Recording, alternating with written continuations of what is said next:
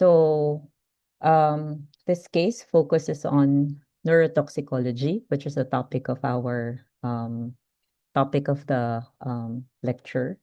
I'll ask the group to present. No, throughout the presentation of the group, I'll ask questions not only directed to the group but also to the class pertaining to the history, PE, neurologic examination in this case, and the approach taken by the group in the discussion of this case. Okay, you may start.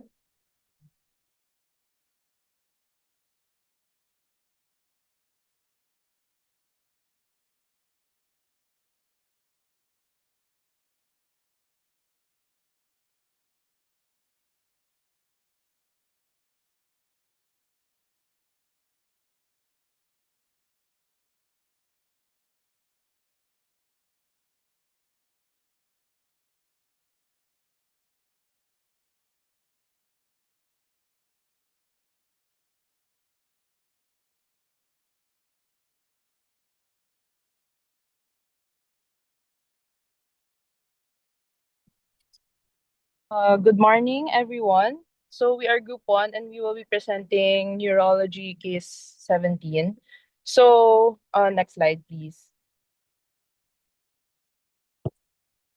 Our patient is a 26-month-old child, Roman Catholic from Quezon City, Metro Manila, who came in for the first time at our institution. Next slide, please. Our source is the patient's parents with good reliability. Next slide.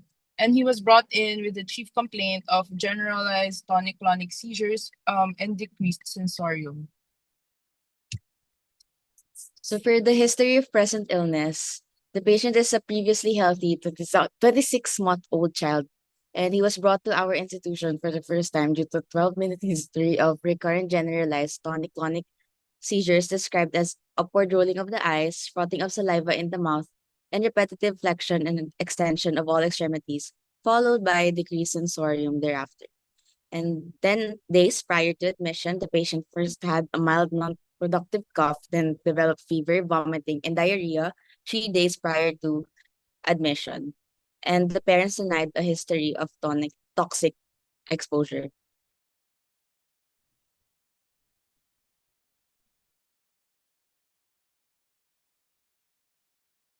So for the pertinent positives, positive for tonic-clonic seizure, frothing of saliva, fever, vomiting, and diarrhea. And for the pertinent negatives, there is no difficulty of breathing, no head trauma, no pallor, no cyanosis, no jaundice, then no abdominal distension, rashes, and purpura. Okay, For before birth, you go, sorry to interject. Before you go into the birth history of the patient, can you go back 2 slides to the HPI? Okay, to the HPI. All right. This is a very contracted history, no? So what else, given a history like this, if you see this patient at the emergency room, what other information, no, is pertinent to ask to help you in your diagnosis of the case?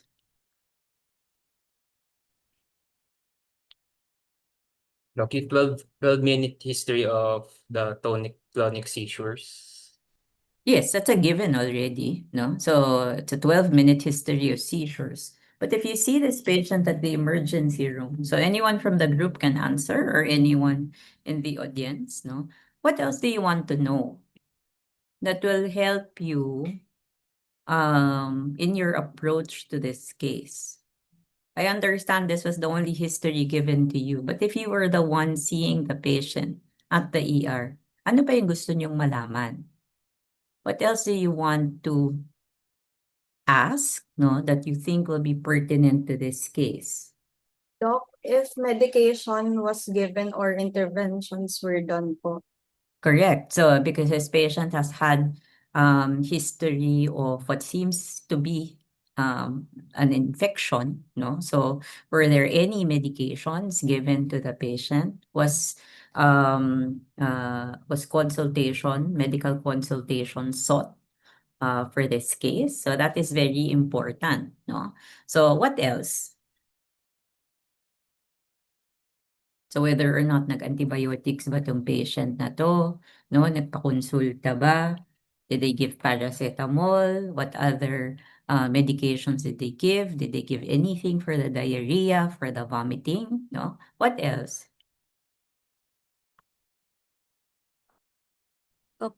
If may underlying epilepsy po yung patient or known epilepsy.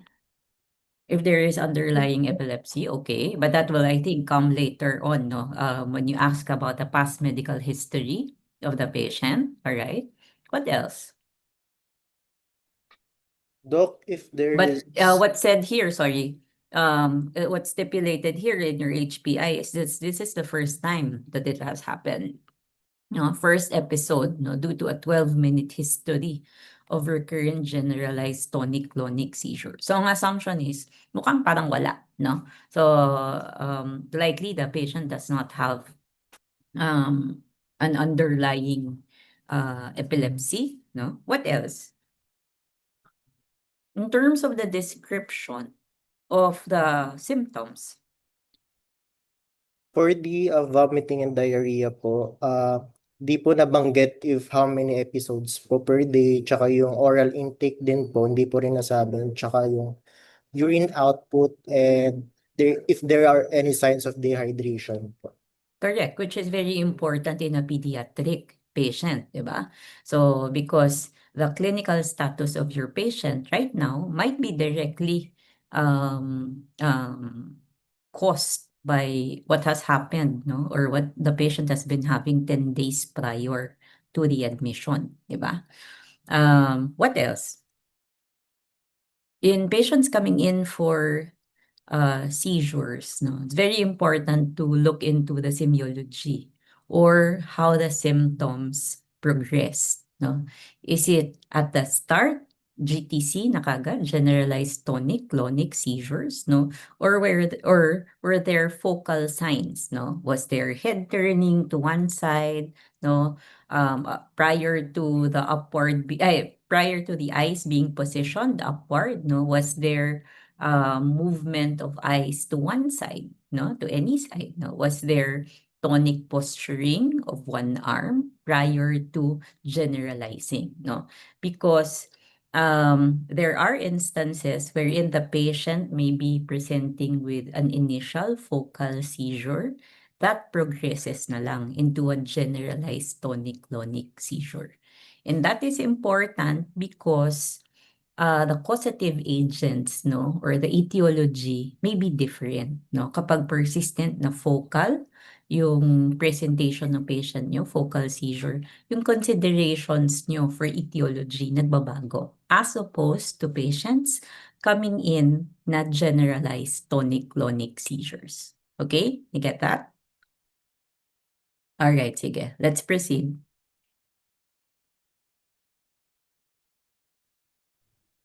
For birth history, patient was born at 40 weeks gestation via normal spontaneous vaginal delivery to a 26-year-old mother, G1P1, whose first prenatal visit was in the second trimester.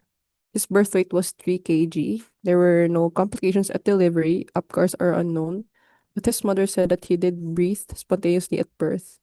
Both mother and baby were discharged after a 2-day hospital stay.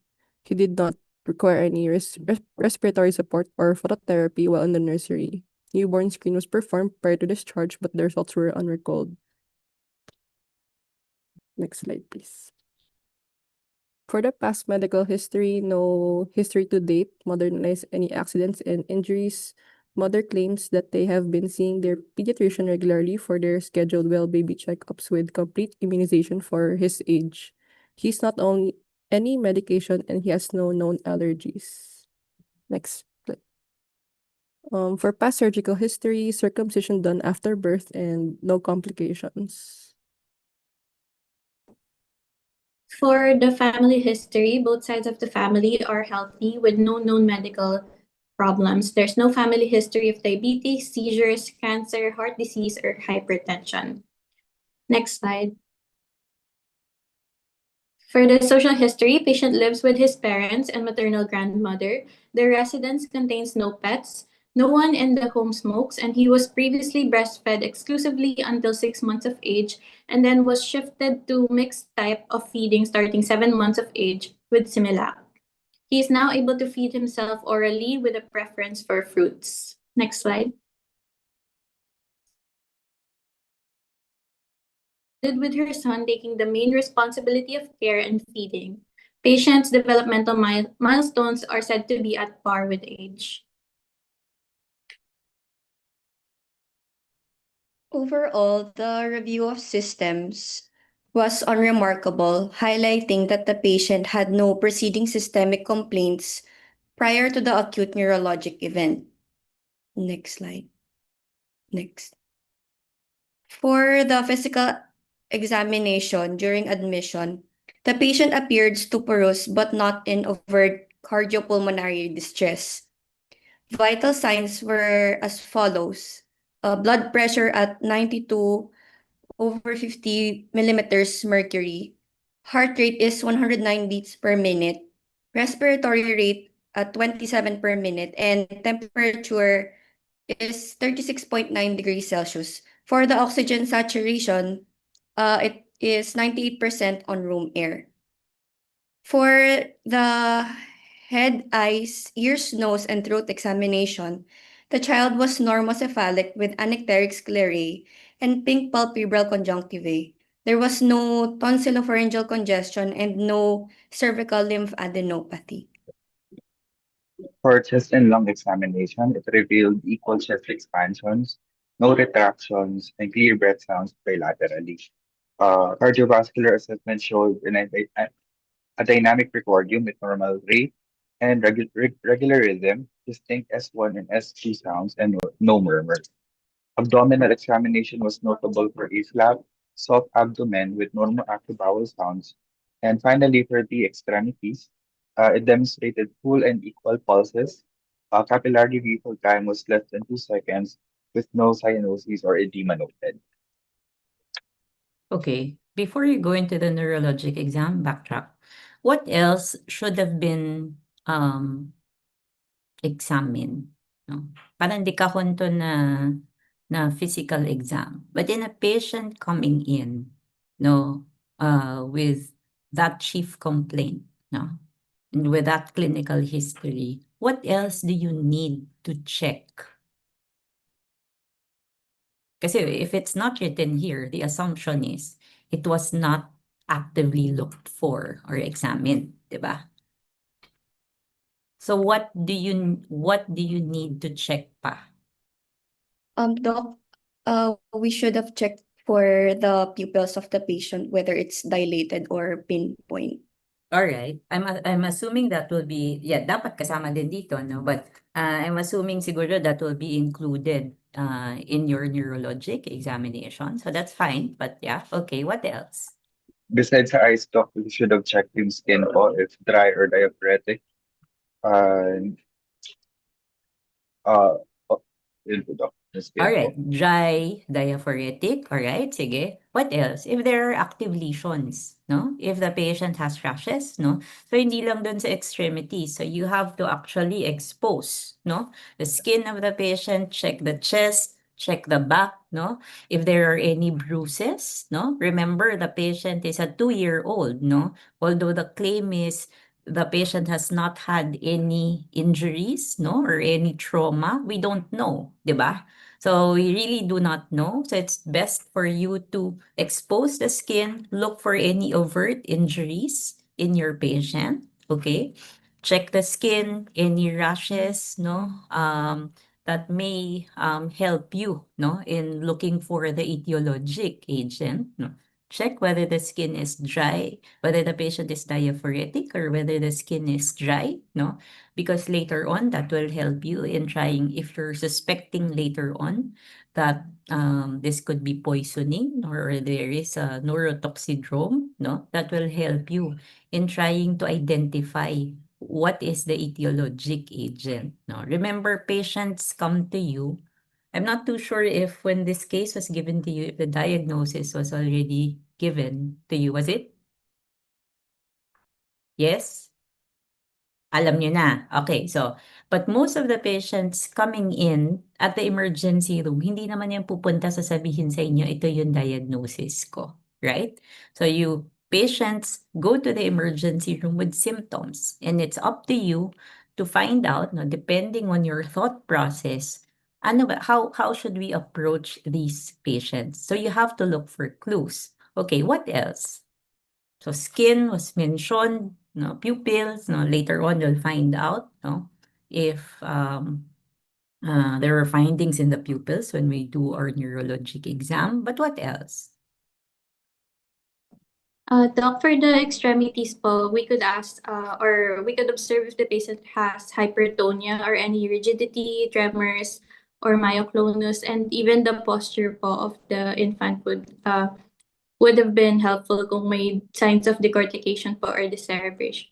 All right, okay. So, but we've not looked at the neurologic exam, so I'm assuming it may be included in your neurologic examination. Okay, what else? Ano pa? So you'd want to check, there's no mention here of examination of the mouth, no? Sinabi lang no tonsillopharyngeal congestion, no? But walang direct examination ng mouth, no? Are there lesions in the oral cavity, no? So may infection ba? Mukha bang parang may infection? Remember, your patient has had history of fever, no? Although because patient has fever, vomiting, diarrhea, no? Ang pwedeng iisipin nyo, baka it's related to that. The fever may be related to that. But you'd also want to rule out any other sources of infection, correct? Okay, what else?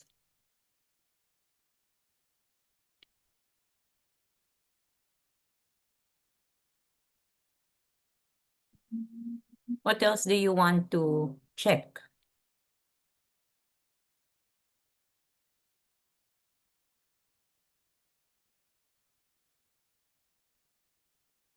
So you also want to check the ears, di ba? Wala nag-otoscopic examination, no? Walang otoscopy na ginawa dito. So you also want to check, are there any ear discharges, no?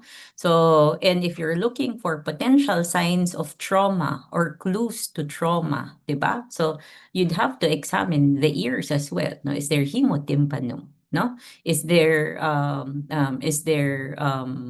clue na mukhang parang may injury yung patient that was not picked up, no? You also look for bruises, no? Sa head area, sa mastoid region, no? Any deformities, no? You'd have to check for that as well, no? Anong parang hindi consistent dito sa ano ninyo? Sa examination ninyo?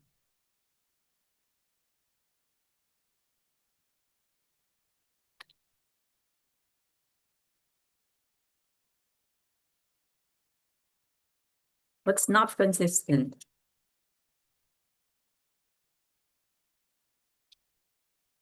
Is your heart rate normal? Parang increase po, Doc, yung sa heart rate po namin. Pero dun sa general survey, it's noted po na not in cardiopulmonary distress. Okay, so sige. What is a normal heart rate for this age?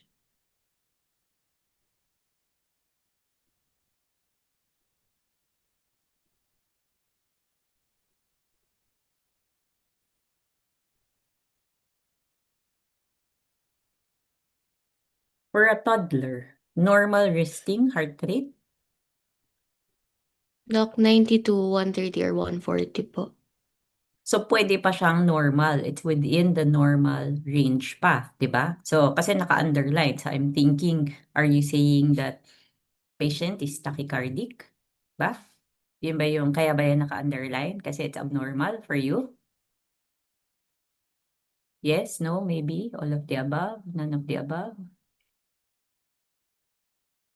And the BP, is the BP normal or abnormal for a 2-year-old? Diba Normal. 26-month-old, tama ba? Normal po, Doc. Normal. So you have a patient who is stuporous, normal heart rate, normal BP. RR, is the RR increase or decrease?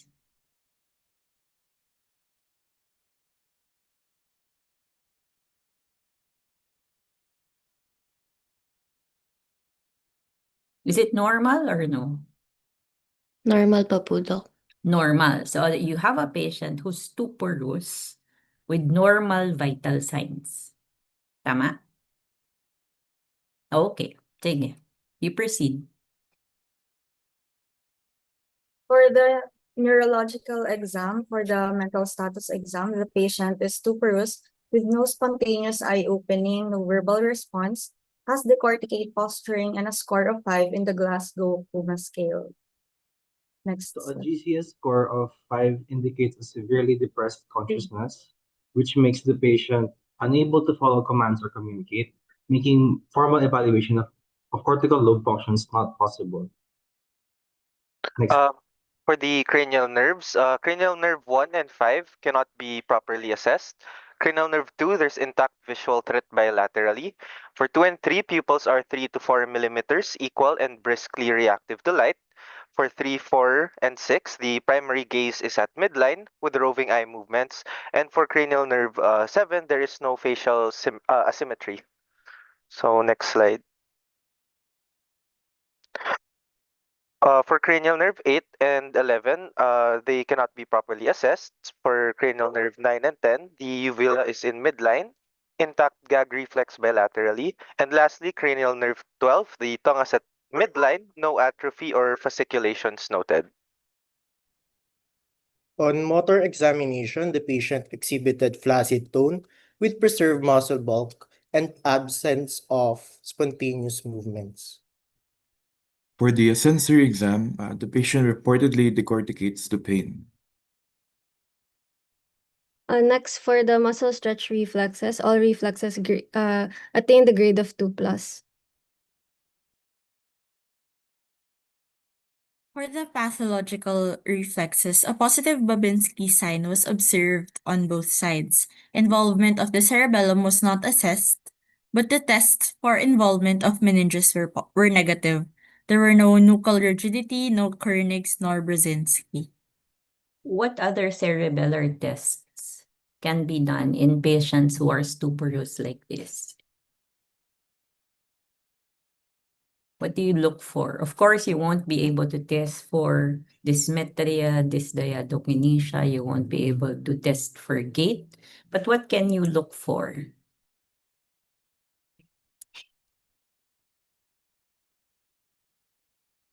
So theoretically, you may check for nystagmus in your patient, no? So when you do your eye examination, you check for nystagmus. So my assumption is siguro wala, siguro it's negative, no? Or they did not explicitly look for that or examine for that. All right? Sige, go ahead.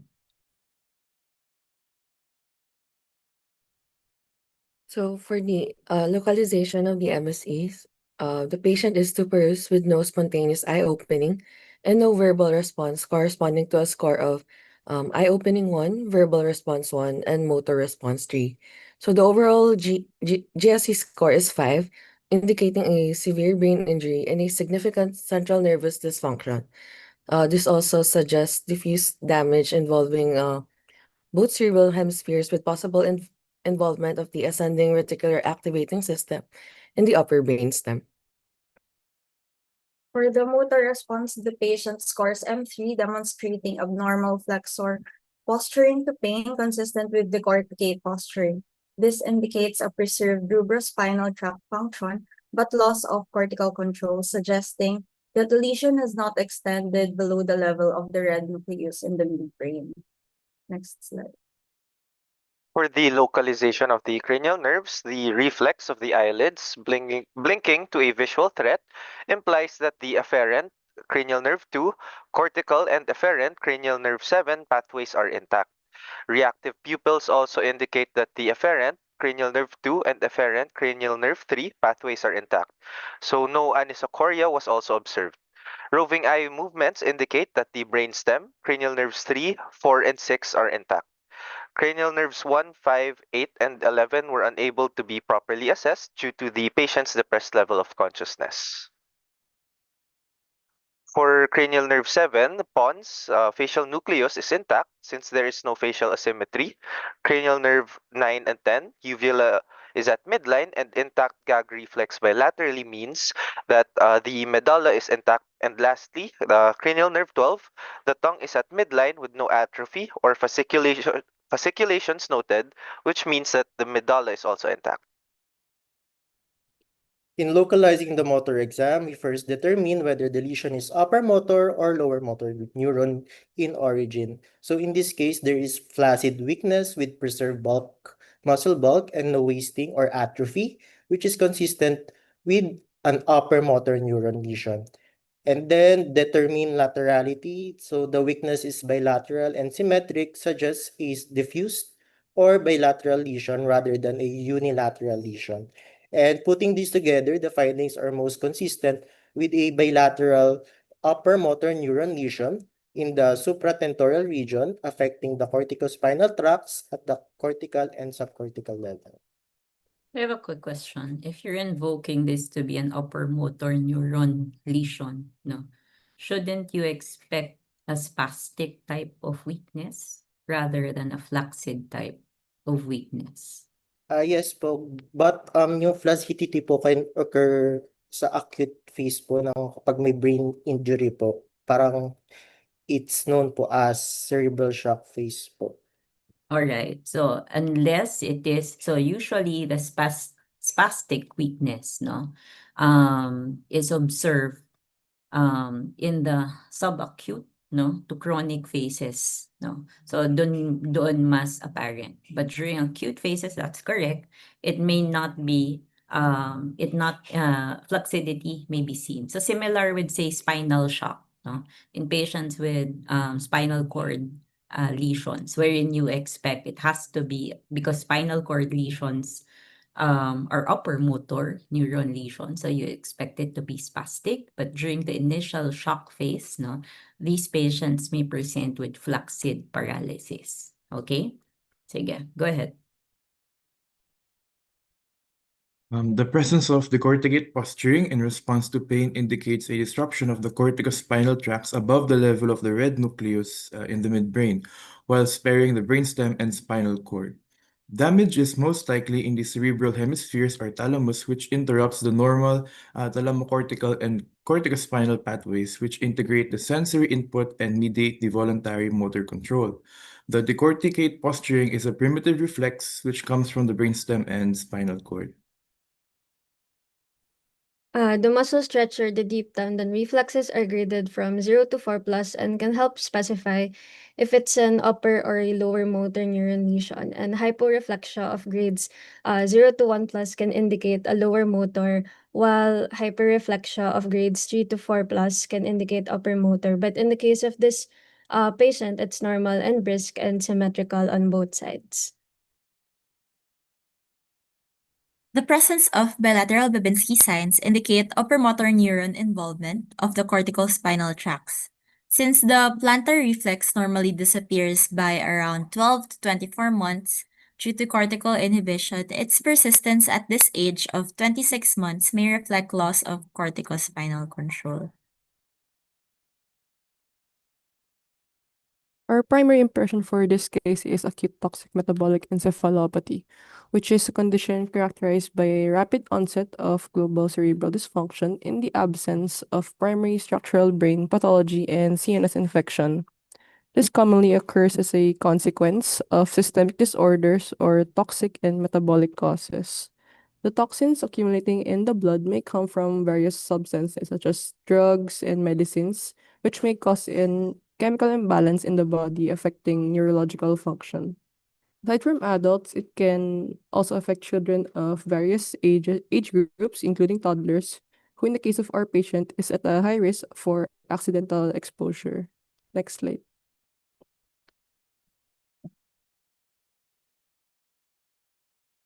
The pathophysiology of acute TME usually is multifactorial and varies according to etiology.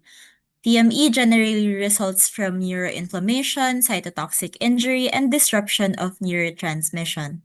So it commonly involves neuroinflammation due to disruption of central nervous system homeostasis, resulting in cytokine release and blood-brain barrier breakdown. Meanwhile, cytotoxic injury may arise from impaired cellular energy production, direct neuronal toxicity, or the effects of cerebral edema and elevated intracranial pressure. In addition, disrupted neurotransmission may occur secondary to electrolyte imbalances, toxic exposures, and increased blood-brain barrier permeability. Encephalopathy resulting from toxic drug effects should be considered in a patient with altered mental status or seizures. It can occur due to accidental or intentional overdose, recreational use, therapeutic misdosing, or unpredictable drug reactions at high concentrations. Based on the pathophysiology, the presenting symptoms of the patient, this is highly suggestive and strongly supportive of a diagnosis of acute toxic encephalopathy. Now we move on to the differential diagnosis. So first, we considered status epilepticus. This is ruled in by the presence of generalized tonic-clonic seizure, post-ictal stupor, decorticate response to pain and flaccidity, suggesting severe and prolonged seizure activity. However, the diagnosis is ruled out because seizure was controlled with intake of medication, yet the patient continued to have persistent decreased level of consciousness with the GCS of 5. There is also a presence of diffuse neurologic signs, including bilateral Babinski reflexes, suggesting an underlying structural or inflammatory brain pathology. Next differential is bacterial meningitis. This may be considered due to the presence of generalized tonic-clonic seizure, decrease in sodium with GCS score of 5, and fever. However, bacterial meningitis is less likely because the patient has no clinical signs of meningeal irritations such as the nuchal rigidity or neck stiffness, negative for Kernig signs and Brudzinski signs. Next slide, please. For our last differential, we considered acute infectious encephalitis. This was considered due to the patient's sudden onset of seizures and decrease in sodium, his history of recent illness, and age, which is common among toddlers. However, it is less likely because the patient was afebrile on admission and did not present any other signs of systemic inflammation. Next slide, please. So for the diagnostic plan, upon admission, baseline labs and imaging shall Wait, be let's not go to the diagnostic plan first. Let's go back. Okay. So my question is, go to your differentials. So this patient does not have status epilepticus, you think? Well, at the time of presentation of this patient, No po, Doc. and remember, when we say status epilepticus, that's not the underlying diagnosis, because status epilepticus will be much like seizures, no? They are symptoms secondary to some other underlying issue. What is the definition of status epilepticus?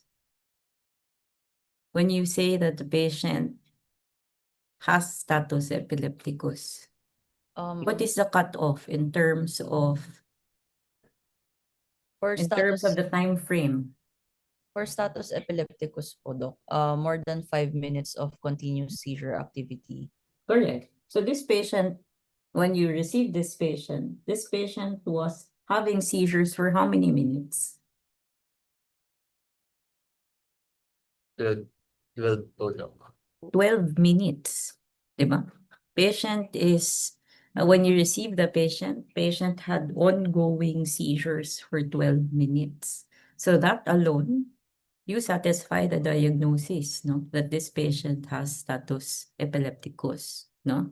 Status epilepticus does not its diagnosis does not rely on whether or not the patient will be responsive to anti-seizure medications. Okay? So just because your patients, because you said it's not likely status epilepticus because the patient was well controlled by your anti-seizure medications, no? By diazepam and midazolam, no? When the patient was admitted.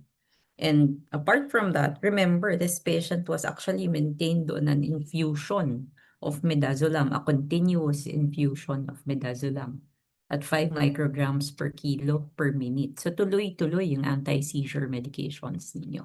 No? So actually, if you go back, this patient actually presented in status epilepticus. No? When you receive the patient at the emergency room, patient being patient having 12-minute history of GTCs without return to baseline, no? Or without the seizures aborting, that in itself satisfies status epilepticus na definition, clinical definition of status epilepticus. But the question is, it's status epilepticus, but what will be the underlying pathology? Kasi status epilepticus in itself will not hold as a diagnosis, no? So it can be status epilepticus secondary to an acute toxic metabolic encephalopathy, no? So, okay, sige. So, hindi ba pwedeng when you look at your differential diagnosis 2 and 3, this is lumped under CNS infection. Okay. And the only reason that you ruled out CNS infection is because your patient did not have nuchal rigidity at the any meningeal signs at the time of examination, and for encephalitis that the patient was already afebrile. Diba? Yun yung basis niya. Can you move one slide ahead? One slide forward. Afebrile on admission, no? Can this be encephalitis coming from another source, like an autoimmune condition? Like autoimmune encephalitis.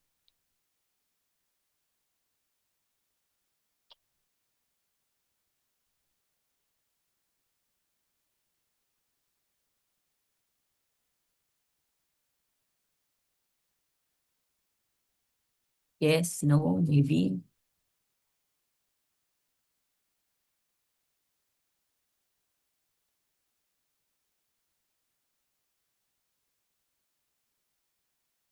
Anyone from the class?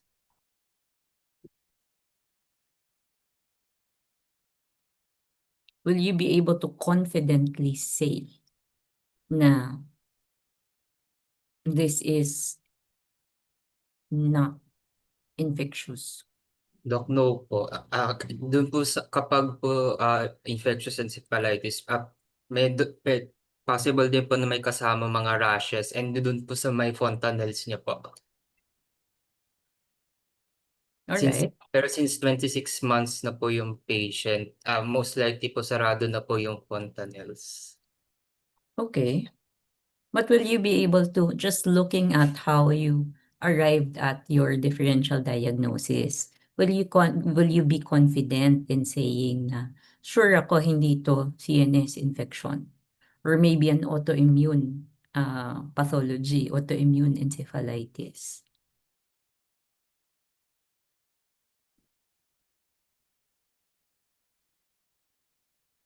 Because your diagnostic plan will be based on this, di ba? How confident you are in your primary impression and differential diagnosis. Remember, you should be looking at this through the lens of you just seeing the patient for the first time and not you working with a given diagnosis. Binigay kasi sa inyo yung diagnosis eh. So you're looking through the case with that lens. But if this patient actually presented to you at the ER, kasi if at this point you're completely ruling out, no, you're quite confident with your diagnosis of acute toxic metabolic encephalopathy, my next question is later on is, will you be doing a lumbar puncture? If you saw this case at the ER, with your diagnosis, is there room for or is there basis for doing a lumbar?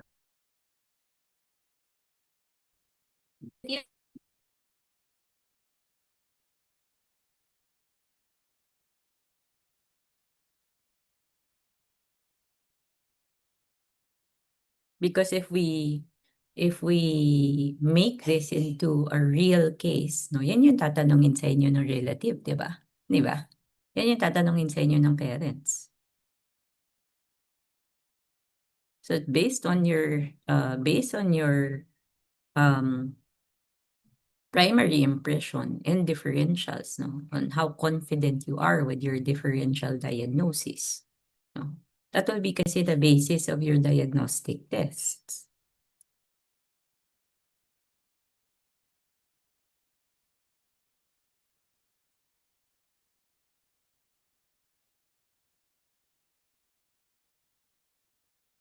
Doc, for the differentials po, we cannot totally rule out the differentials yet since it could be possible na initial or early infection pa lang po siya. But for the lumbar puncture po, it depends if the ICP po nung patient is okay for the puncture. Yeah, but you won't be able to know that unless you actually do the procedure, correct? So my point is, you can't totally rule out, no, confidently your differential diagnosis just yet, no? And it would be a flimsy basis to say, okay, so na-rule out ko kasi mukhang parang walang systemic inflammatory signs naman eh, or because parang negative for meningeal signs, no? It's too premature to do that. That's why, because it may still be a possibility based on the presentation of the patient, that would be the basis of why you'd need other diagnostic tests, no, in the diagnosis of this case, di ba? Di ba? Actually, in a patient with history of what seemed to be an infection, fever, vomiting, diarrhea, I would even argue na infection might be top of the list, no, as opposed to an acute toxic metabolic syndrome in a patient with a very clean history. Hindi ba? In a patient with a very clean history, you do not have any inciting agent that would make you suspect this could be toxic metabolic, no? Patient was apparently okay, except for the fact that the patient had several, we don't know how many episodes of vomiting, had a history of vomiting. Kaya kanina, your classmate was saying, well, it's very important to quantify, no, yung episodes of vomiting, no, to check kasi check the hydration of the patient, no, kasi baka nga naman may mga electrolyte abnormalities that could be contributing, no, to the seizures of your patient, correct? Okay, sige. Given your primary impression and differential diagnosis, can you give me your diagnostic plan for this case?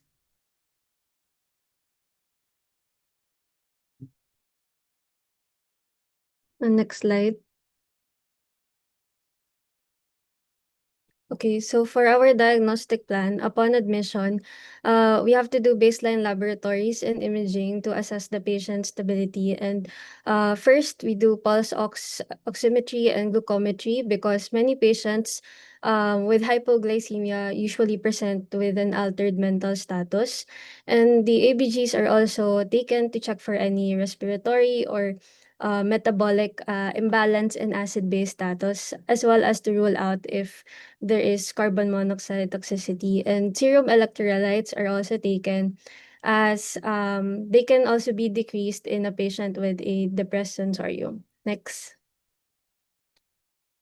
So another would be the complete blood count with differentials. This is to rule out any infection or sepsis and to check also for anemia or bleeding risk. And inflammatory markers are also used to confirm and prognosticate if the patient might undergo sepsis or shock. And serum ammonia is also done to rule out hepatic encephalopathy.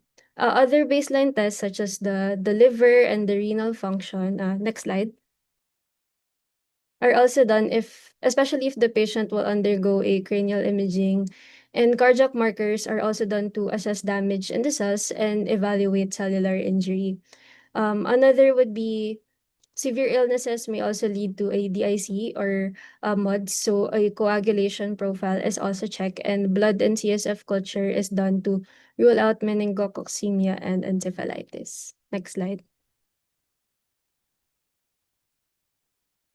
Another test that we can do is to check via the serum osmolality. This can be used to check for salicylate, ethylene glycol, or methanol poisoning, which would present with anion gap, metabolic acidosis, or isopropyl alcohol or beta-hydroxybutyrate presenting with anion gap without metabolic acidosis. Next. A chest X-ray can be useful if the positive agent is radiopaque, such as the CHIPS toxins. Especially for the patient presenting with seizures, it can be used to rule out heavy metals or salicylate toxicity. Cranial CT can also be requested to assess for hemorrhages, masses, or cerebral edema, and can be used to assess increased intracranial pressure prior to a lumbar puncture. Next slide, please. ECG should be performed on all patients who are symptomatic or has been recently exposed to potential cardiotoxic agents. A sodium channel blockade would increase the QRS interval, and a potassium efflux blockade would increase the QT interval. So the toxicology screen, such as liquid chromatography tandem, mass spectrometry, is used to rule out common drug-induced causes of seizures, particularly acetaminophen and salicylate poisoning. And urine immunoassay screens can rapidly detect drugs of abuse but have limited utility in acute management and primarily help exclude alternative causes as pyrethroids like resmetirom are not detected on routine screens. Next slide, please. Okay, before we go into your Toxidrome algorithm, go back sa start ng diagnostic plan.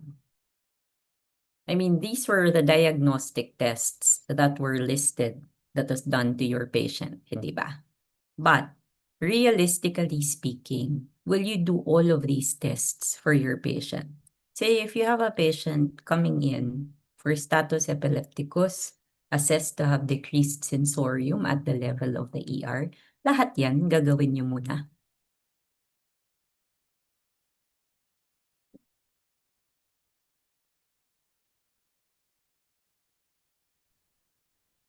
No po, Doc. How will you approach the patient? Ensure po muna yung ABC of the patient po. Alright, that's part of the stabilization, di ba? But in terms of diagnostic tests, what diagnostic tests will you prioritize? Kasi meron na kayo dito kagad toxicologic screening, meron na kayo na lumbar puncture ba, nakasulat ba, LP, no? So, I mean, all of these tests, when you receive a patient at the ER, what would be your priority? Doc, I think yung sa mga pulse ox and glucometry as well as yung mga CBC po and differentials to check if if infection po, since sabi niyo po kanina na pinakauna po namin magiging differential could be likely of infectious in origin and not toxic related since of the patient's age. All right, sige. Okay, that's one. Okay. Then to So add you po, Doc, do full metabolic screen, no, checking for electrolytes, no, checking if there would be inflammatory markers suggestive of infection, no, in your patient. Because truthfully, if this patient say presented kunwari with a sodium of 100, no, so very low sodium. For some of these patients, your lumbar tap would be top of mind pa, hindi ba? So the priority would be if you see something na significantly deranged, potentially explaining the symptoms of your patient. In this case, seizures, no? So pwedeng hindi ka na mag-progress or mag-proceed sa other diagnostic tests, hindi ba? No? But kasi the way you listed here, walang delineation or walang priority, no? You're just going to do everything. And although for the sake of completeness, no? So theoretically it can be done and it's probably being done in first world countries. Hindi siya yung realistic, no? Kung di kahon lang na checkbox tayo, di parang wala nang there's no clinical analysis of the case already, di ba? Like, for example, serum ammonia. Is serum ammonia top of mind in pediatric patients? No po, Doc, since we're not expecting hepatic encephalopathy immediately in a pediatric patient po. Correct. So, 'di ba? So, unless say it will be very different say if you have an elderly chronic alcoholic patient coming in for seizures, then ammonia might be parang top of mind in terms of what needs to be done. And that's what I was looking for in your diagnostic plan. What you placed here in the diagnostic plan would be those that were done on the patient, no? And not how, because your diagnostic plan should reflect your thought process, no? This would be our priority when we see our patient because we're strongly thinking this is likely toxic metabolic, no? In the setting of the patient having an acute illness 10 days prior, no? We're thinking maybe some electrolyte imbalance may have contributed to the clinical status of the patient, no? That could be one, no?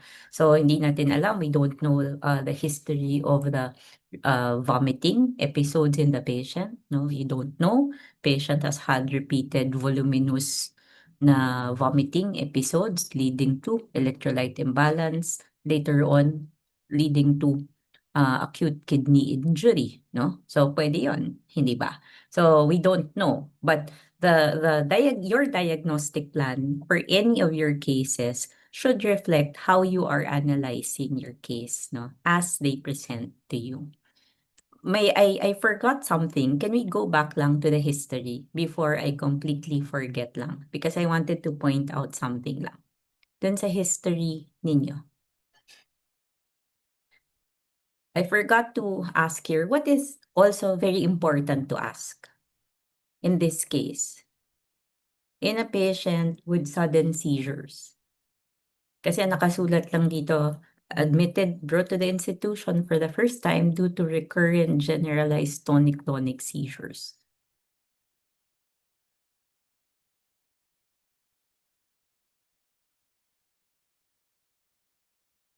And malamang ganyan din lagi yung sinasabi sa ER. But as clinicians, you should be critical in how you're asking the information at the ER level. Doc, if meron po silang, yung parents po, if may napansin po silang na-intake ng patient or na-inhale ng patient since infant po siya. Okay, the patient is yung hindi ma-infant, no? Patient is 2 years old. 2 years old na, no? What else? Sige, any parang ingestions, okay? You should ask for the setting. Nasaan yung pasyente when the patient was observed to have seizures? Was the patient asleep? Was the patient playing? No? Was the patient awake? Was the patient eating? No? For all you know, baka kung kumakain, tapos biglang nag-seizure na ganun, baka nag-choke pala yung patient, no? Or may choking episodes, aspiration episodes. No? So, when it happened, what was the setting? Where was the patient seen? No? Ano yung mga nakapaligid sa kanya? Meron bang parang, like you said, no? Meron bang may nakitang na-inhale? Meron bang parang empty bottles sa side ng patient? No? Meron bang known na substances beside the patient na mukhang pinaglaruan? Open boxes of like medication, no? Or any parang household chemicals at home, no? So, kung naglalaro ba, saan ba madalas naglalaro? Sa ilalim ba ng cabinet, sa kitchen, no? You know, kids can be quite experimental, di ba? So, magandang tanong yan. And it was not explicitly stated here. And sometimes ganyan talaga at the emergency room, no? Why? Because that can give you clues, no? Na baka nga may accidental ingestion of substances. So you have to ask, ano yung mga nakita nila? Nasaan ba nakita? Nasa kitchen ba? Nasa garahe? O nasa bedroom lang natutulog yung patient when the patient experienced the seizure, no? And hours leading to the seizure, no? Was the patient complaining of any other thing, no? Kasi dito hindi nakasabi. Nakasabi lang dito 10 days prior to admission, patient has fever, vomiting, diarrhea. But between 10 days ago and the actual seizure of the patient, there was no mention of the status of the patient, hindi ba? If the patient was observed to have generalized body weakness, no? Was the patient eating during that time? No? What is the general demeanor of the patient and the health of the patient in between the 10 days and the actual seizure? No? So that's what I forgot to mention because that can help you later on in not only your diagnosis, no, in establishing your diagnosis, your impression, but also formulating your diagnostic plan. Okay? Sige, go ahead.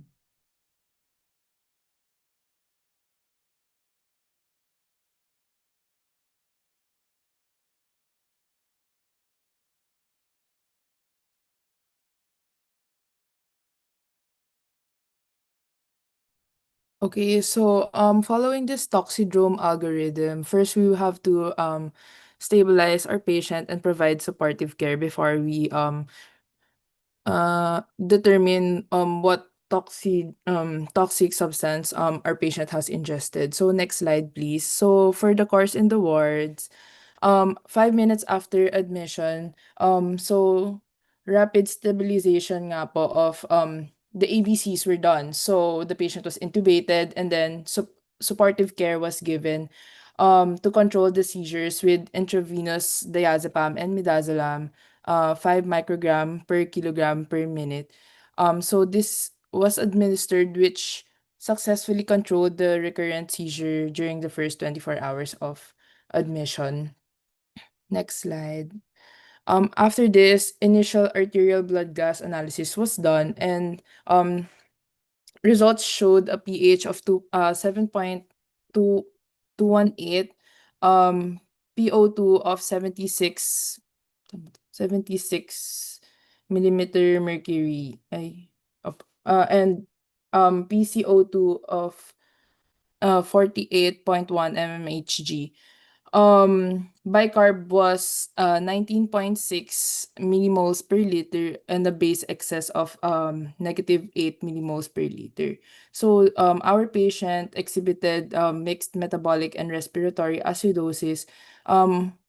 Furthermore, a plasma lactate of 4.28 millimoles per liter was determined, and it shows that our patient has hyperlactatemia. A glucose level of 15.1 was also obtained, which can be interpreted as hyperglycemia, and furthermore, our patient has mild hypoxemia. Next slide. A series of blood tests were done and showed the following results. Elevated WBC count indicates leukocytosis or an acute inflammatory response. CRP and procalcitonin are elevated, possibly due to severe tissue ischemia and systemic cytokine release. Ferritin is also elevated, which is a hallmark of a cytokine storm. Creatinine kinase MB or CKMB is elevated due to severe skeletal muscle breakdown or rhabdomyolysis. Next slide. The patient's liver enzymes are also elevated, which can mean an acute hepatocellular injury.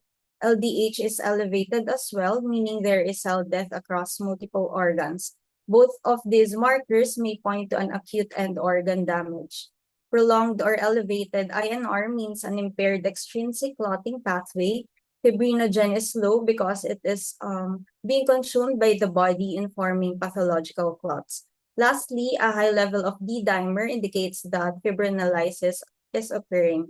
And these results indicate consumption coagulopathy, likely early stage disseminated intravascular coagulation or DIC. Next slide. So at the third R, imaging studies were performed. The chest X-ray was normal, whereas cranial CT revealed an extensive lesion of low intensity in the pons and cerebellum, as shown by the white arrows, and bilateral white matter and thalamus, as shown also by the white arrows. So low intensity on a CT scan indicates edema or necrosis. The low intensity in the pons and cerebellum indicates that the toxic injury had extended down into the brainstem. As the cerebellum swells, it compresses the brainstem forward, causing herniation because it is located in the tight posterior fossa. This compression destroys the respiratory centers located in the pons and medulla, which may lead to respiratory failure and shock, as observed later in the clinical course.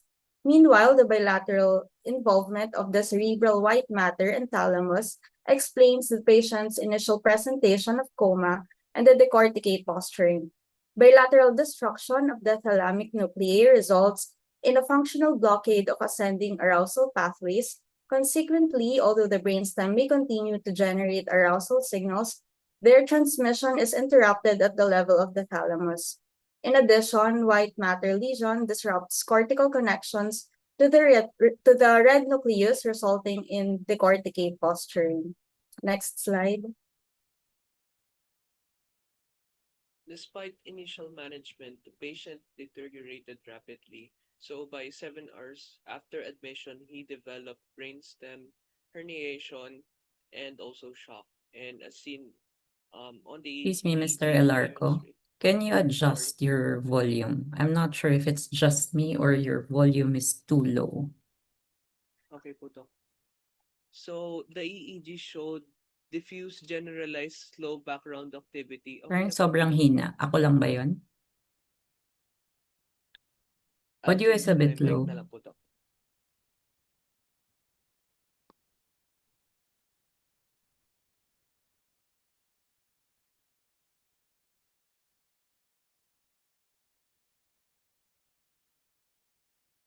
Am I audible na po?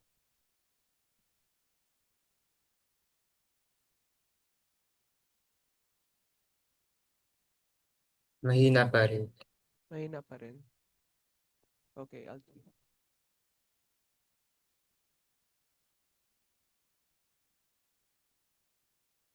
Mas okay na ba? No?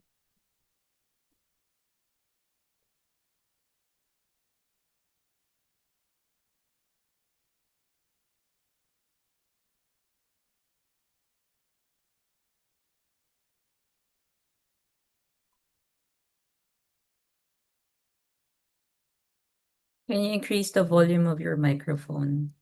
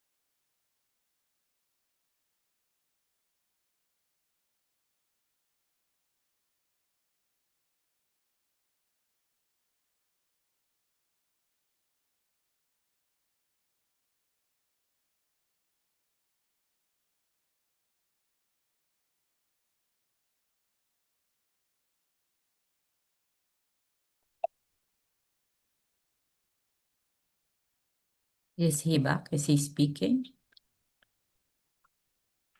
Doc, nag-switch po ata siya ng device Ayan po, Doc. Okay, sorry about that. So, 7 hours after admission, he developed brainstem herniation and also shock. EEG demonstrated that there was diffuse generalized low background activity consistent with global cerebral dysfunction. So this marked a critical turning point, suggesting that there is severe diffuse brain injury and systemic involvement. Next slide, please. And 10 hours after admission, Sorry, Mr. Alarco, just go back a bit. Okay. Okay. One more. Okay. So, you've admitted your patient, showing showing the initial labs, wherein inflammatory markers are up, WBC is up, showing some signs of hepatic hepatic issues, or decompensation, SGPTOT were high, LDH high, fibrin levels were decreased, INR levels increased. So showing hepatic dysfunction already. And then you see something like this. At this point, how would your impression change, or will it change? We see something like this already. Dun sa mga ginawa ninyo ng tests, So you have your initial labs, wherein you have your ABGs show mixed respiratory metabolic acidosis. You have normal electrolytes. You have signs of hepatic dysfunction, increased inflammatory markers. And then you see a CT scan like this. Will your impression change?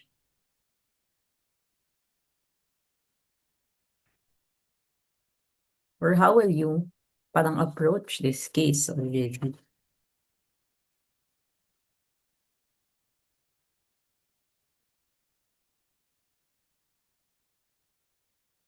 Kasi ang next na ano nyo sa course in the wards, 7 hours na after admission, di ba? So remember, if you're approaching this case and it's happening in real time, how you manage your case and how you approach it will reflect your thought process. Ano nang iniisip nyo?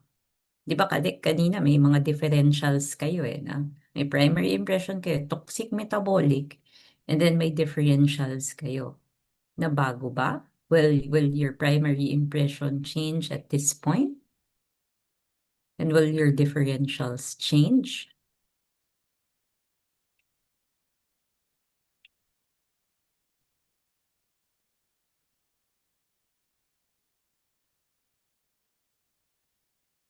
Doc, given the labs po, there is multiple organ dysfunction syndrome na. So, possible po na extensive na yung damage to the body and also to the brain po.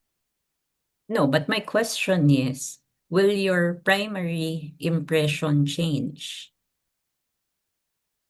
And how will that affect how you're going to manage this case later on? And from a theoretical standpoint, this patient, a CT scan was done. Why do you think a CT scan was done over an MRI?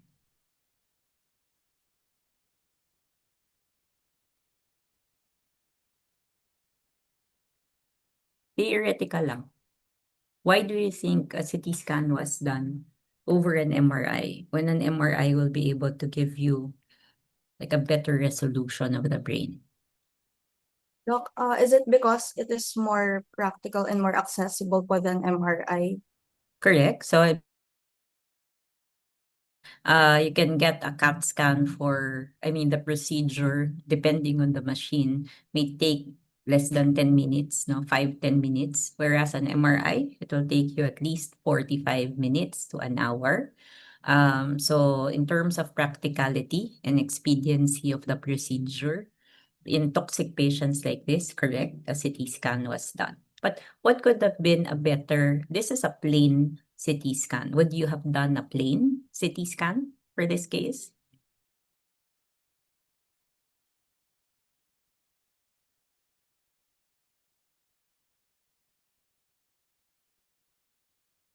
Yes, no, maybe. None of the above, all of the above.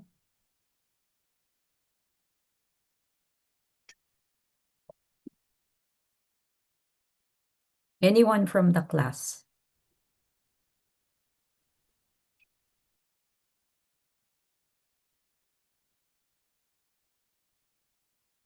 Would you have done a We plain CT scan? We can do CT with contrast po para better po yung details nung We can always do that. Any test naman pwede natin gawin. We can always do any test. But why would you request for a contrast kung sakali? When you request for something, it has to be of value to you, di ba? Dapat matutulungan ka niya. So we don't just request for tests just because. So why do you think it would have been of value to do a contrast scan? Doc, to check din po for possible na inflammation and infection. Because one of your differential diagnosis is CNS infection, di ba? Di ba? Bacterial meningitis yung isa ninyong yung isa ninyong differential diagnosis.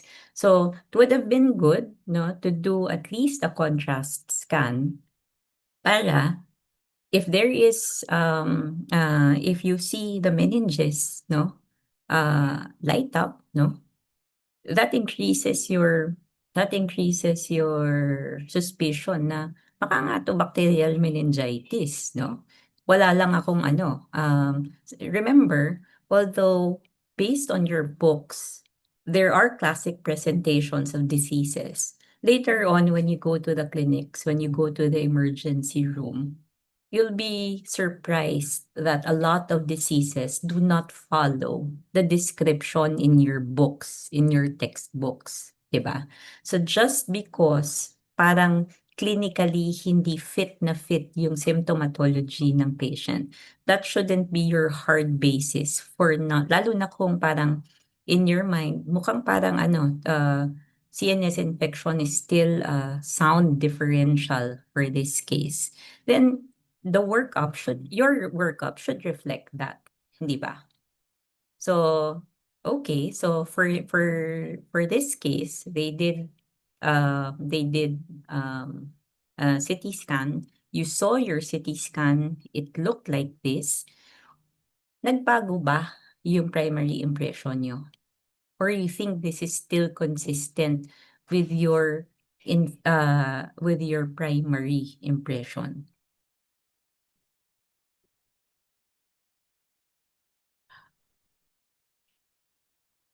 Or at this point, you can't say? Kasi that's how you should be analyzing and approaching this case. Consistent pa ba?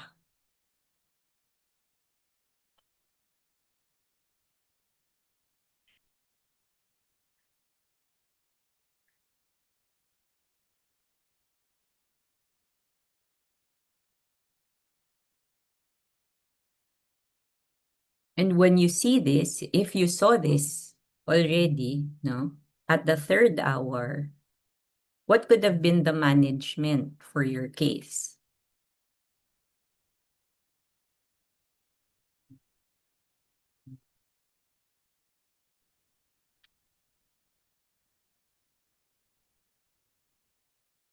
Doc, more on palliative na lang po ba? Palliative agad? Sobra ka naman, 3 hours pa lang, palliative na.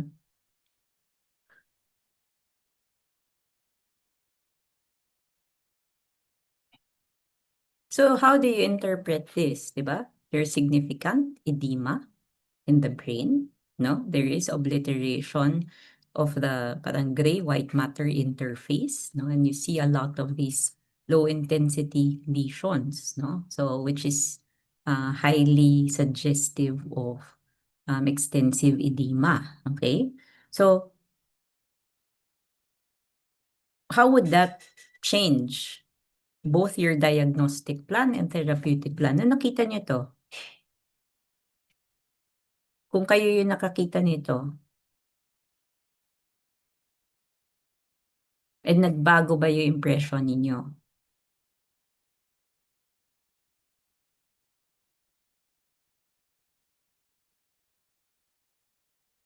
Doc, feeling ko will stick pa rin po with our impression since yung sa CT findings, pinakita po niyang naging bilateral po yung effect and hindi po siya yung focal lesion lang po.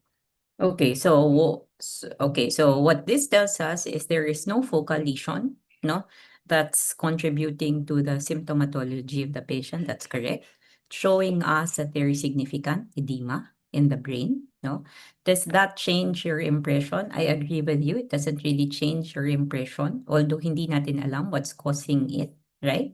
So it can still be acute toxic metabolic encephalopathy, but you are not able to completely rule out any CNS infection or any autoimmune, no, inflammation in the brain. It tells us that because there is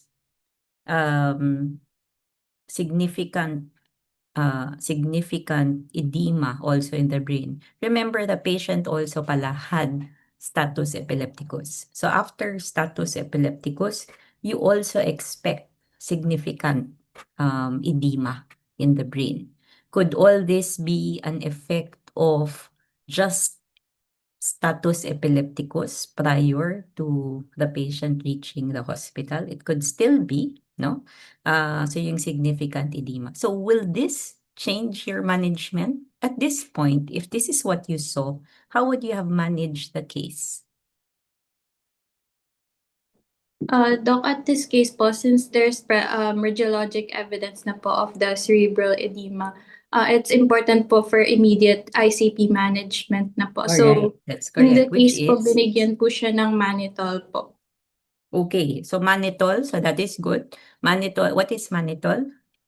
Mannitol po is to reduce the swelling po since may edema nga po, Doc. So, Correct. So what is it? What is mannitol? parang for diuresis po, Doc.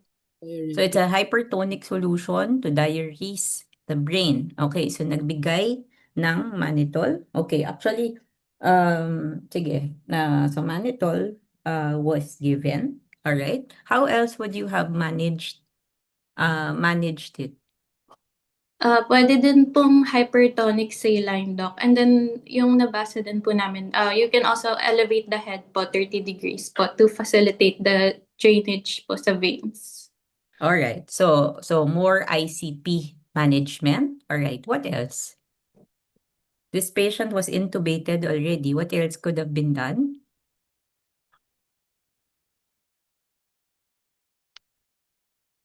Hindi ba nag-intubate na sila sa ER pa lang? Yes po, Doc. What else could have been done?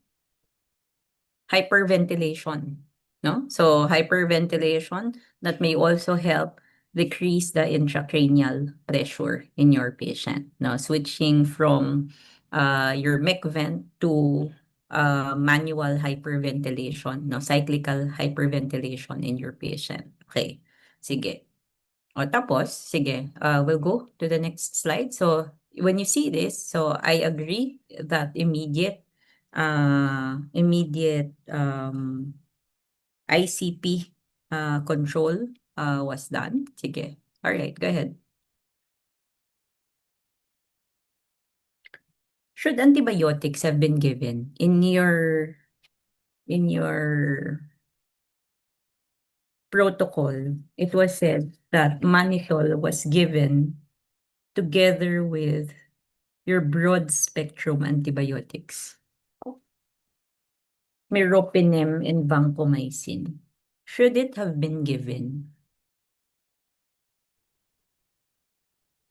Yes po, Doc, since suspected pa rin po na galing po sa previous history of infection yung sa seizure, then elevated din po yung WBC count niya po. So, possibly po na bacterial in origin pa rin po siya. But only the WBC count was elevated. Were you given the differential count? Hindi, di ba? No po, Doc. Okay, so is it possible to have elevated WBC counts post-seizure, post-ictally?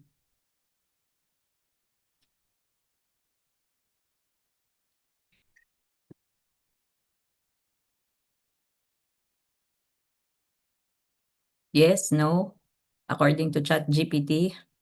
Doc, yes po, due to So, the inflammatory din po na markers. Like So yung it is possible that post-ictally that you may have increased WBC post-ictally, no? So, but I think for this case, the reason that they gave vancomycin and meropenem, no, is for overall coverage lang. Remember, they're not even sure what they're targeting, no? But since there was early indication already of hepatic dysfunction, no? There was increased inflammatory markers, and you have a brain showing significant edema, no? Diffuse edema. So it may have been like because they could not fully prove or rule out that this is not CNS infection, they gave antibiotics to sort of cover that as well. Okay? So may basis pa rin for doing that because they actually don't know what's happening in this case. All right? Sige, go ahead.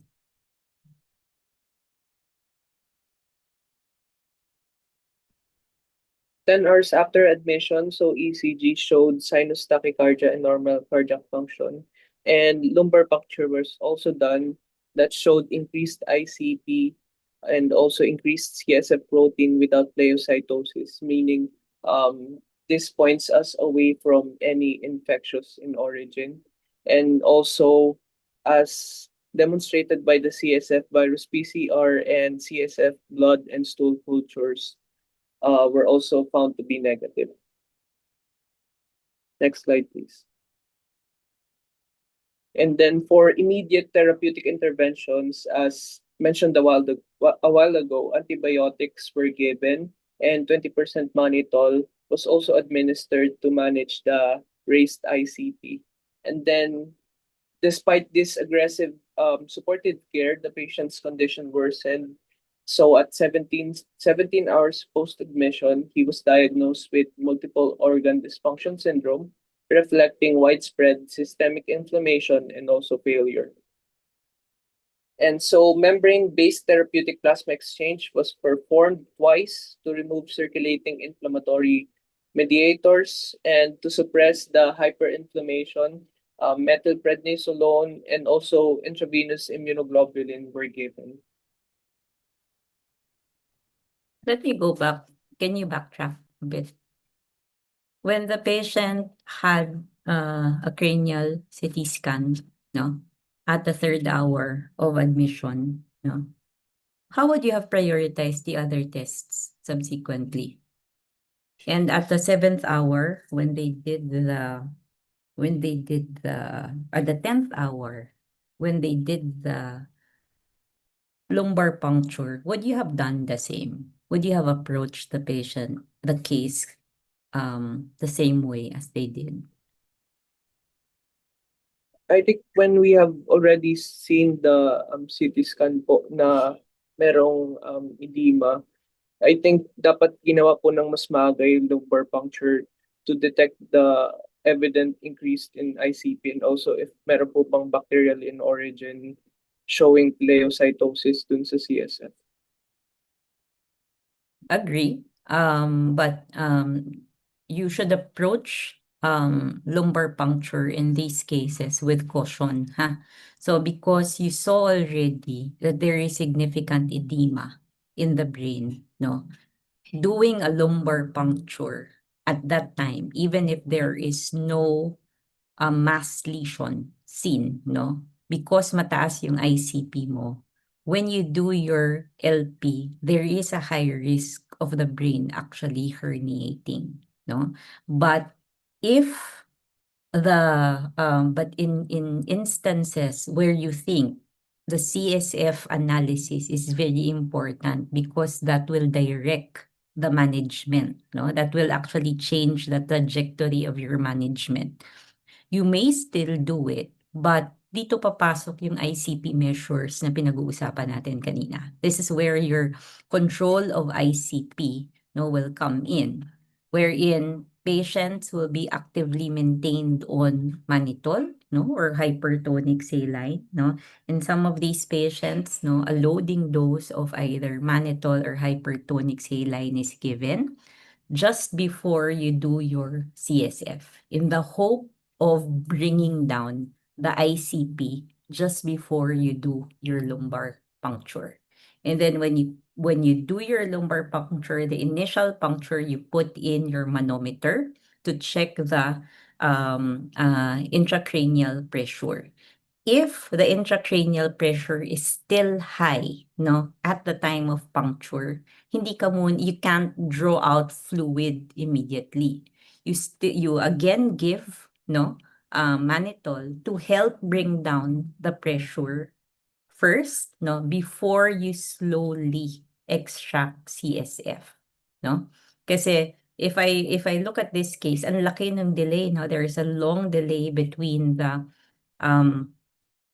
cranial CT scan and also the CSF, the lumbar puncture. So I'm not too sure if the delay was there because they were actively managing the ICP first, no? If they were giving medications muna to bring down the ICP before they proceeded with the lumbar puncture, no? But caution has to be exercised in these cases because there is a very high risk of herniation, especially if you do your lumbar puncture, no, in patients suspected to have increased ICP. Okay? So, sige. So, after your lumbar puncture, at 10 hours of your admission, did this change your impression?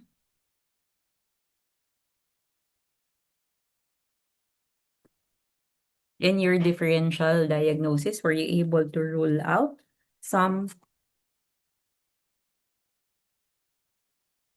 Yes, no? Hindi nag-rule out?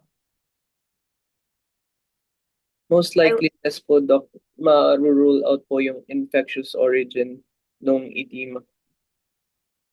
Okay, so you were able to rule out that this is not likely infectious in origin, no? Hindi mukhang parang bacterial, no? Why? Because there was no pleocytosis, WBC is not high, no, only the protein was high. But it would have been good to actually, if they took note of the CSF sugar levels and also all the initial stains, no? But the assumption here is siguro negative, no? Siguro negative kasi wala, no? Walang hindi naka-indicate na, no? So the assumption is negative lahat ng stains mo. Could this still be an autoimmune encephalitis? Not infectious, but autoimmune.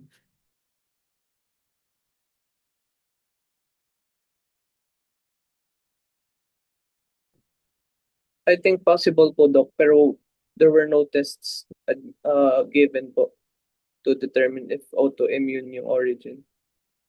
What are the common etiologies for autoimmune encephalitis?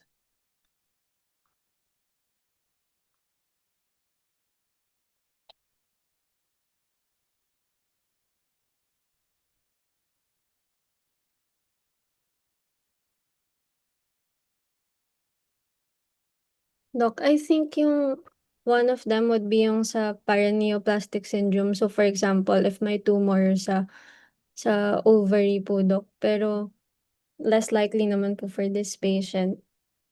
And for HSV as well, pero less likely rin po for this patient. HSV. Why do you say it's less likely for this patient? Wala naman, HSV is herpes simplex virus. wala po nabanggit po based dun sa history po niya or nung sa history nung sa family po niya or nung birth history po. So, it could still be but less likely po. In patients presenting with viral encephalitis, there need not be any family history, no? So viral encephalitis like HSV encephalitis, there need not be any family history. So pwede pa rin, no? But and these patients may present with very low WBC, CSF WBC, no? With increased protein, no? But ang assumption ko dito because CSF virus PCR, no, nag-PCR panel sila. Ang assumption ko is negative. It's something that they screen for as well, no? But autoimmune, it's not usual in this age group to have autoimmune encephalitis, no? But it's not something that you can completely rule out because yung CSF picture may still be consistent with autoimmune encephalitis. All right? Sige, go ahead. Due to poor response to treatment and continued rapid deterioration of the patient, further toxicologic testing was pursued.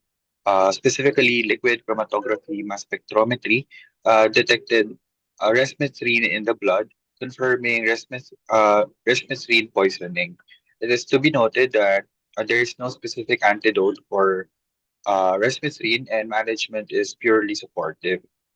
Also, a repeat chest radiograph after 48 hours admission demonstrated patchy high-density shadows consistent with evolving pulmonary edema or acute lung injury, likely secondary to severe neurologic injury and systemic inflammation. Despite maximal medical therapy, the patient continued to decline neurologically, and ultimately, the patient was declared brain dead 77 hours after admission. Before we proceed with the final diagnosis, for recall presented here is the timeline of events outlining the patient's clinical outcome before and after admission. So, presented in the timeline, it shows that initially non-specific prodrome with respiratory and gastrointestinal symptoms, followed by early neurological involvement, manifested as tremors at the 11 hours prior to admission. The patient then presented with acute seizures and depressed consciousness. And despite early seizure control, rapid neurologic deterioration occurred within hours with extensive CNS involvement on CT by the third hour and progression to brain stem herniation and shock by the seventh hour. Next slide.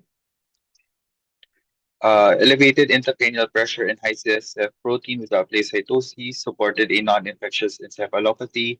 And by 17 hours, the patient developed multiple organ dysfunction syndrome. Toxicological testing was later confirmed resmetirom poisoning, and secondary pulmonary involvement appeared at 48 hours. And despite aggressive management, the patient progressed to brain death at 77 hours. Why do you think methylprednisolone and IVIG was given? And was it really indicated in this case?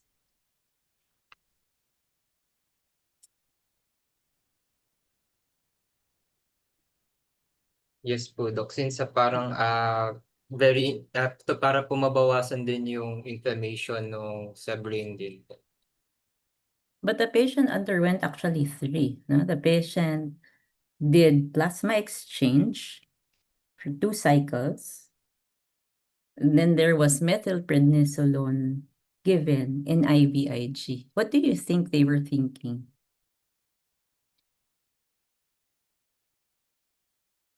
And at which point would they have given it?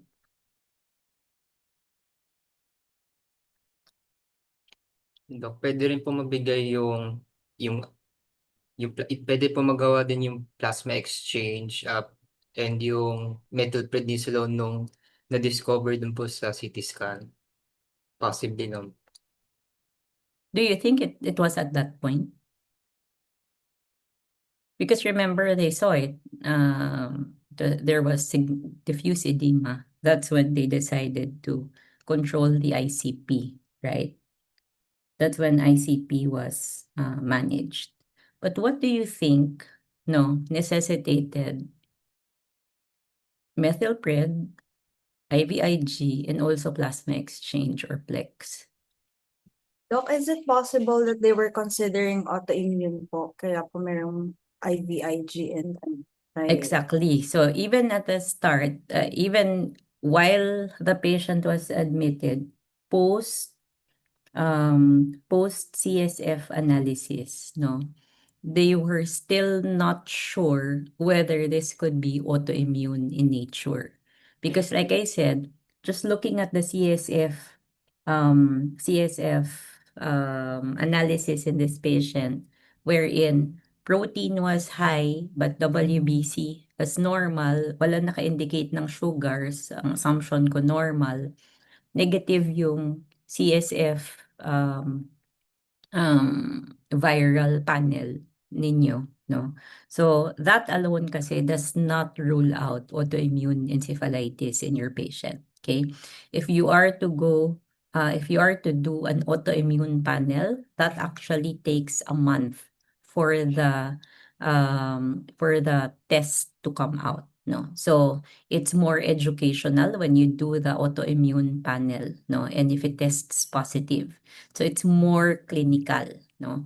So if you just look at the timeline of events, actually, poisoning was not high on their list, no? It wasn't, the index of suspicion for that was not high, no? Because they did all the necessary, they covered for everything. They covered for CNS infection. They covered for other sources of sepsis in this patient, no? They covered for autoimmune pathology, no? But they never really actively looked for any toxic agent, no? It was only later when after everything was done and there was significant worsening pa, that was the only time wherein they thought of screening for toxins. All right? Sige, go ahead. Before arriving at the final diagnosis, we are looking at a case that is highly consistent with the findings seen in pyrethroid insecticide poisoning. These cases may occur due to dermal contact, inhalation, and accidental ingestion of pyrethroids, especially in pediatric patients. Pyrethroids are man-made insecticides that mimic chrysanthemum pyrethrins to serve as stable and potent treatments in mosquito control, pet flea treatments, and garden pests. Depending on the clinical manifestations of the patient may have ingested either type 1 or type 2 pyrethroid. The neurotoxicity from these pyrethroids occurs by activating the sodium channels in neurons, resulting in delayed closure and later on neurohyperexcitability, hence the different syndromes.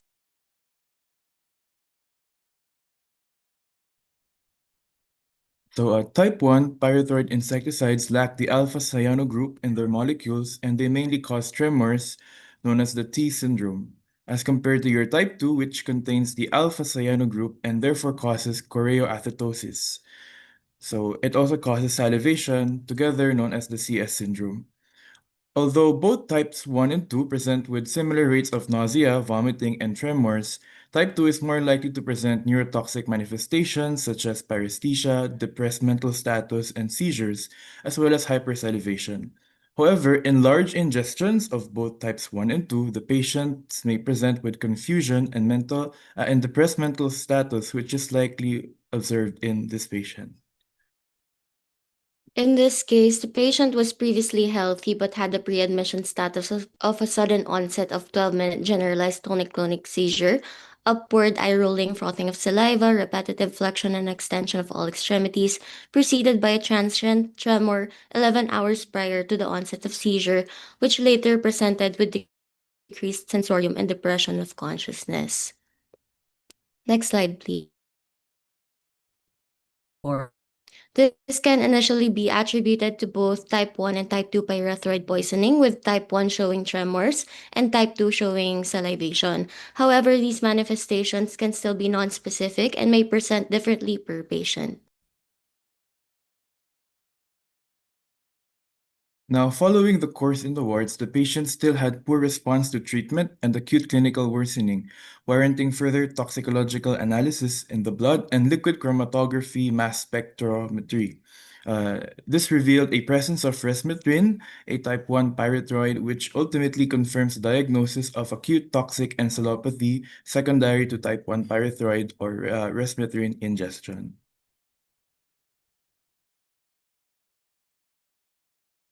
So there are 4 pillars of treatment in cases of neurotoxicology, which are decontamination, antidotal therapy, enhanced elimination techniques, and supportive therapy.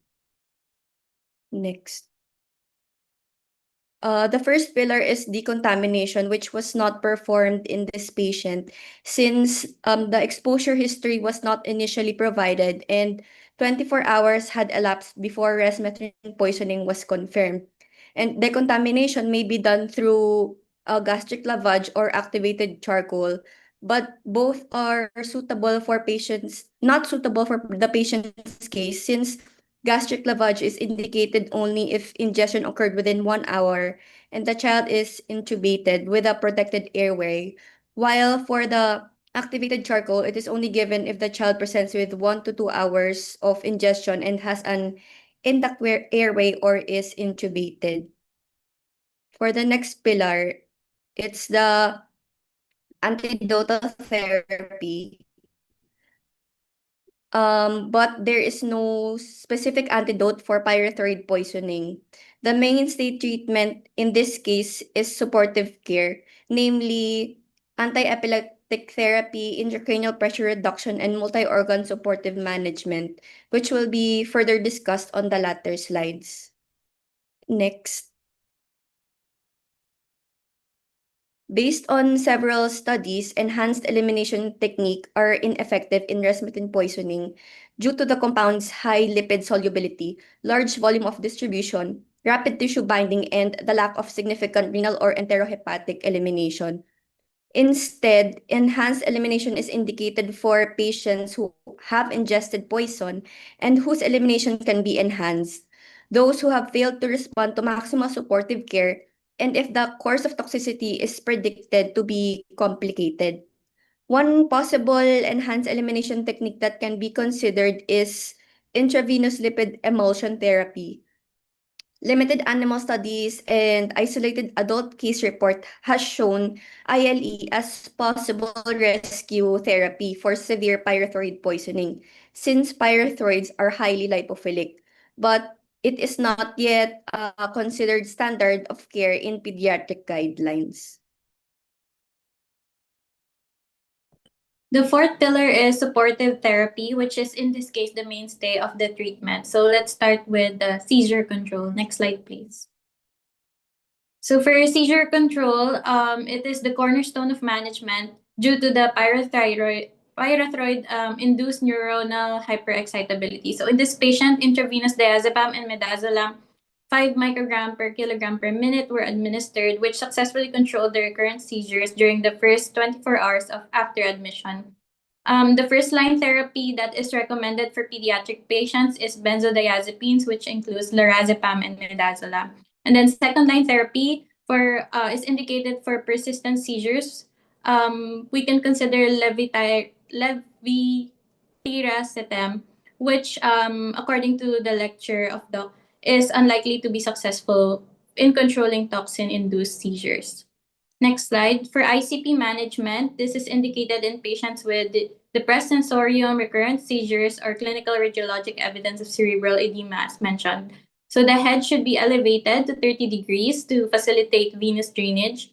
Mannitol can be administered to reduce cerebral edema by osmotic diuresis, and then which was given in this case for the patient. And then hypertonic saline 3% may also be given to decrease the brain swelling and improve cerebral perfusion pressure. Adequate sedation and controlled ventilation is also proven to reduce the cerebral metabolic demand and prevent ICP spikes. However, in this case, despite aggressive ICP lowering measures, ICP remained elevated in this patient, which progressed to brainstem herniation. Next slide.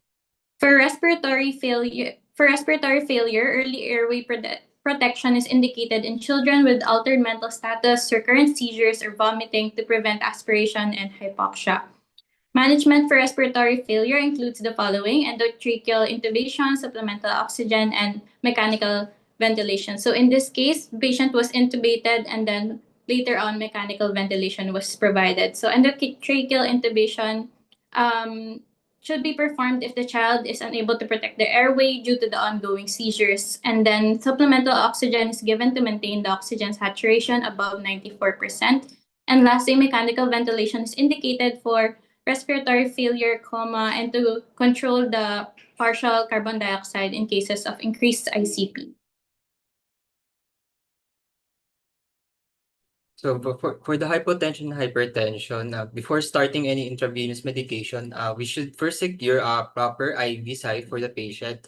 And since the patient is normotensive, 0.9% normal saline solution is maintained for hydration and for access for emergency medications. In case the patient has hypotension, administer fluid bolus of plain NSS at 20 cc per kilogram and monitor the patient's vital signs. And in case the patient has hypertension, fluid control and restriction while continuum mannitol administration. Then for the electrolyte imbalances, to address the below normal levels of calcium and magnesium, an IV calcium gluconate infusion, 50 milligram per kilogram per dose, a maximum of 3 grams, is given, while 50% magnesium sulfate IV infusion, 25 to 50 milligram per kilogram per dose, is given to address the hypomagnesemia. Then to address the elevated liver transaminases levels, we will do a 21-hour regimen of acetylcysteine to provide a steady amount of hepatic glutathione to detoxify the liver and clear the metabolites present. Initially, we will administer IV acetylcysteine infusion, 150 milligram per kilogram in 3 ml per kilogram of diluent for over 1 hour. Then a dose of 50 milligram per kilogram in 7 ml kilogram of diluent infused over 4 hours. And then after that, 100 milligram per kilogram in 14 ml per kilogram of diluent infused over 16 hours. Next, for the antibiotic administration, while waiting for the culture results, we can give the patient broad-spectrum antibiotics to address the elevated WBC count for any possible infection. In this case, the patient is given meropenem 40 milligram per kilogram per day to target the gram-positive, gram-negative, and anaerobic bacteria. And vancomycin 40 milligram per kilogram per day to target the gram-positive bacteria and methicillin-resistant Staphylococcus aureus. Then to address the patient's mixed metabolic and respiratory acidosis, we must first attach the patient in a mechanical ventilator. Then we start slow IV sodium bicarbonate infusion, 1 to 2 milli equivalent per kilogram. And we will also need the frequent monitoring of the pH, serum bicarbonate, and electrolytes. Since we need to first attach the patient in the mechanical ventilator, since the bicarbonate produces carbon dioxide that must be eliminated. And without the adequate ventilation, paradoxical intracellular acidosis might occur. Next, to address the patient's multi-organ dysfunction syndrome, we can consider the plasma exchange in order to remove the excessive inflammatory cytokines, toxins, and activated complement factors while restoring the natural anticoagulants, and also to address the possible autoimmune encephalitis. For this patient's case, high-dose IV methylprednisolone, 5 milligram per kilogram every 8 hours, and intravenous immunoglobulin of 1 gram per kilogram per day for 2 days were used to reduce the hyperinflammation.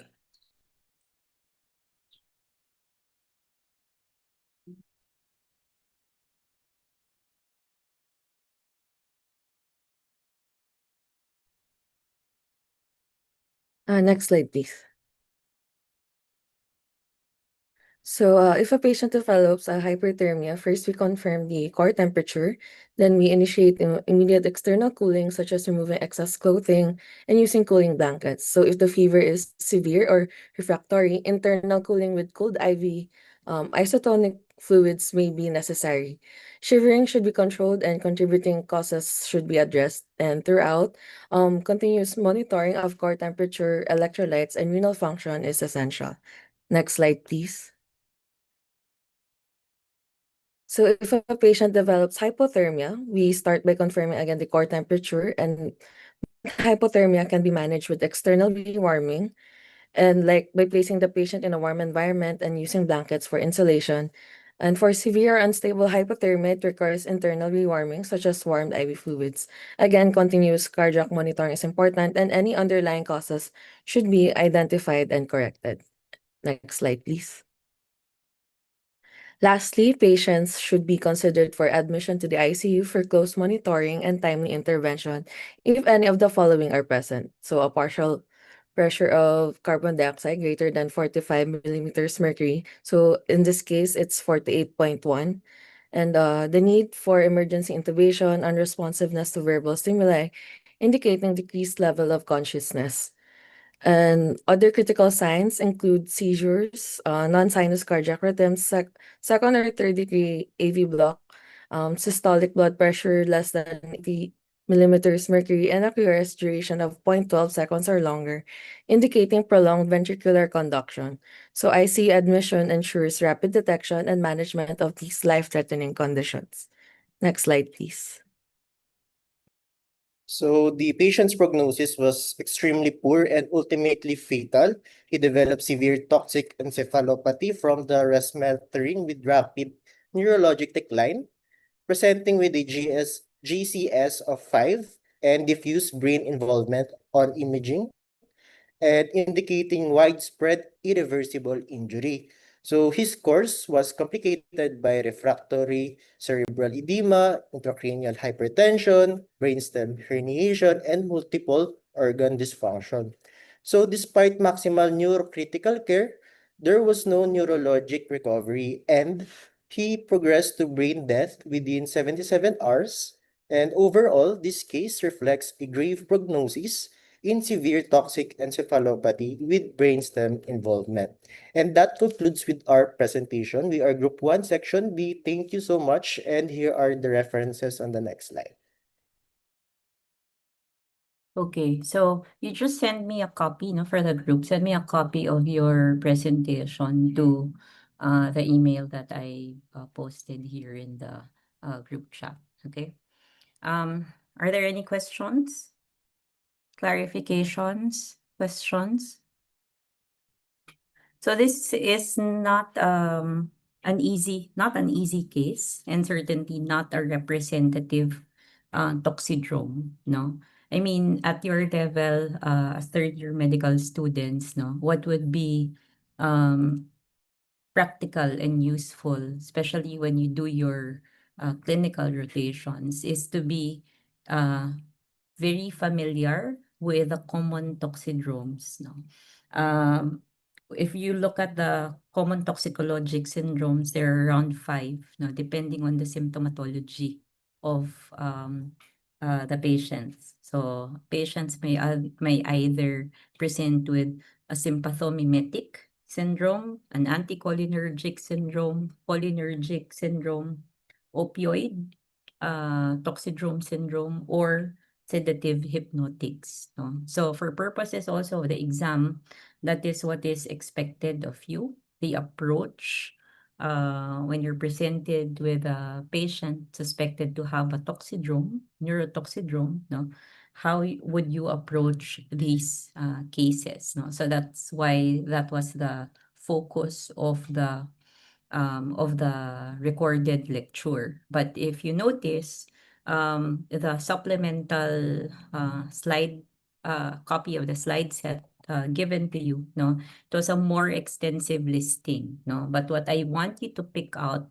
from those slides would be one, say, for the specific toxic agent, say for alcohol, no, what would be the common clinical presentation, no?